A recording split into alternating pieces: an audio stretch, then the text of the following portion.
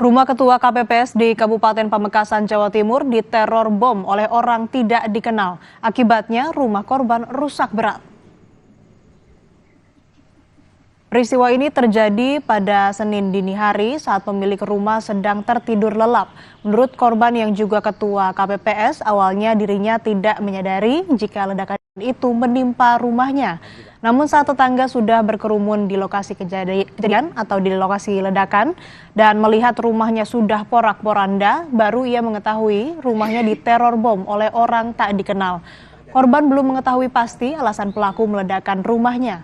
Korban mengaku saat bertugas sebagai KPPS, dirinya telah menjalankan tugas sesuai dengan prosedur.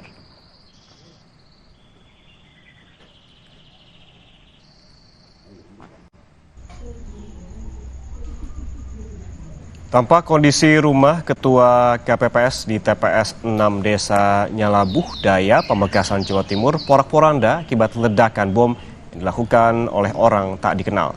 Tim Lab 4 Polda Jawa Timur telah mendatangi lokasi kejadian untuk melakukan olah tempat kejadian perkara serta membawa sejumlah barang bukti di lokasi kejadian. Motif pelaku dan jenis bom yang digunakan masih dalam penyelidikan polisi. Tidak ada korban jiwa dalam peristiwa ini.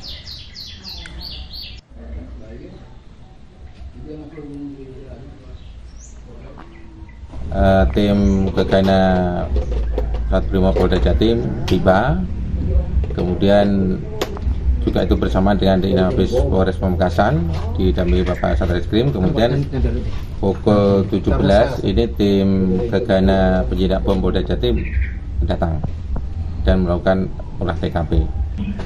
Ini masih proses penyelidikan, Mas ya. Masih kita dalami.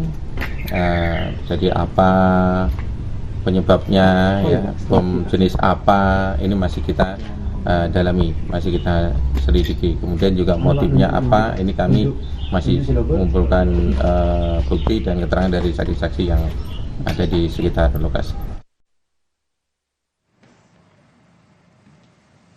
Saudara, kami tutup Kompas pagi hari ini. Kawal terus suara di pemilu 2024 Anda bersama Kompas TV Independen terpercaya. Saya Asri Gunawan. Dan saya Yan Rahman, terima kasih atas kebersamaan Anda pagi ini. Sampai jumpa.